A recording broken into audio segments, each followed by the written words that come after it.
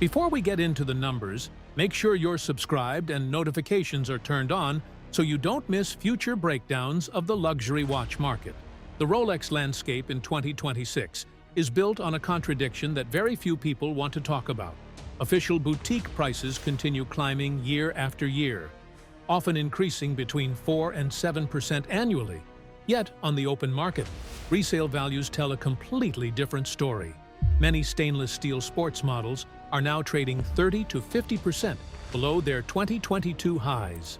That gap between retail and resale has created something new, a pricing distortion that didn't exist a decade ago. For the first time in years, you can walk into a boutique and see a retail tag that exceeds what the exact same watch sells for on the secondary market. That changes buyer psychology. Instead of feeling protected by buying at retail, customers feel trapped. And when people feel trapped, they start looking for alternatives. Unfortunately, those alternatives increasingly lead into risky territory. Counterfeiting in 2026 is no longer crude. The days of obvious street replicas with rough finishing and incorrect proportions are gone. Today's high-end counterfeit operations operate with industrial precision. Advanced 3D scanning systems map case dimensions to microscopic tolerances. CNC machining replicates lug curvature and crown guards down to fractions of a millimeter. Even the steel composition has evolved. The once marketed exclusive corrosion-resistant alloy used in genuine models is now widely matched by suppliers outside Switzerland. Visually and physically, the shine, weight, and feel can be nearly identical in normal conditions. The deception doesn't stop at the exterior. Modern counterfeit movements are no longer generic placeholders hidden behind solid casebacks. Some factories now engineer architectural replicas of Rolex's in-house calibers, closely mirroring bridge layout, gear train positioning, and even rotor engraving. These cloned mechanisms are designed to mimic the performance benchmarks collectors rely on, including extended power reserves that were once considered a guaranteed authenticity test. A watch that keeps ticking through an entire weekend used to be reassuring. Today, even that metric can be imitated. Visual tells are also disappearing. The microscopic laser-etched coronet placed in the crystal at 6 o'clock once exposed most fakes because it appeared too visible or poorly defined. Now, advanced laser techniques recreate that subtle effect using layered microdot patterns that behave almost identically under light. The magnified date window, often called the Cyclops, has also improved dramatically. Earlier counterfeits looked cloudy or distorted at certain angles. Newer versions produce a darker, sharper magnification that closely resembles the authentic black hole effect. Perhaps the most dangerous development is the rise of hybrid builds, often referred to as Franken watches.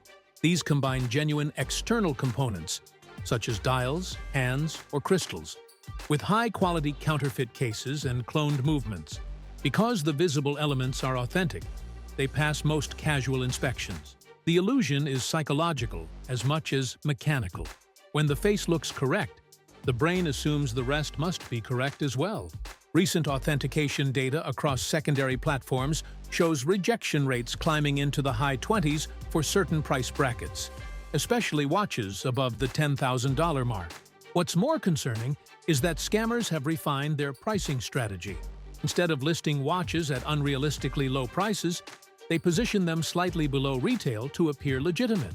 A counterfeit that cost a few $100s to manufacture can now be listed at $8,000 or $9,000 and avoid suspicion entirely. Digital fraud has evolved alongside physical counterfeiting. Fake escrow websites mirror legitimate transaction platforms almost perfectly. Warranty cards containing NFC chips are now being cloned. When scanned, some redirect buyers to spoofed websites that visually replicate official branding with convincing accuracy. The presence of a digital verification no longer guarantees anything. Once funds are transferred, particularly through wire transfers or crypto, recovery becomes nearly impossible. Even trusted safety systems have limitations. Authentication programs often confirm whether a watch contains genuine brand components, but they may not verify whether those parts are original to that specific serial number.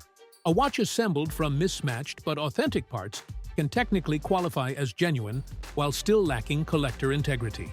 Then there is the official certified pre-owned channel. It offers reassurance, but at a cost. Data suggests premiums ranging from 30 to over 40% above prevailing secondary market prices. Buyers effectively pay a certainty premium, a financial cushion in exchange for reduced risk. For some, that peace of mind is worth it. For others, it feels excessive. In certain cities, authorized retailers have become hesitant to evaluate watches purchased outside their own network. Service consultations sometimes carry fees that discourage secondary market purchases altogether. At the same time, concerns over in-person robberies have pushed more transactions back online, ironically, increasing exposure to digital fraud. What we're witnessing is a convergence of forces. Declining resale values create urgency. Retail price increases create frustration. Counterfeit technology creates temptation. Together, they form a perfect environment for costly mistakes. Simple checks like weight comparisons or casual loop inspections are no longer enough. Serious authentication now requires microscopic crystal examination, movement analysis, and timing diagnostics that can detect irregular amplitude or subtle mechanical inconsistencies. Without that level of scrutiny, buyers are relying on trust in an environment where trust has eroded.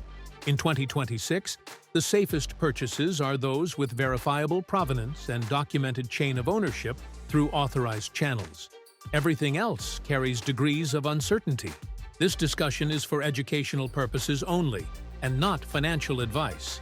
But the decision remains real. If faced with the choice today, would you accept a substantial premium for guaranteed authenticity?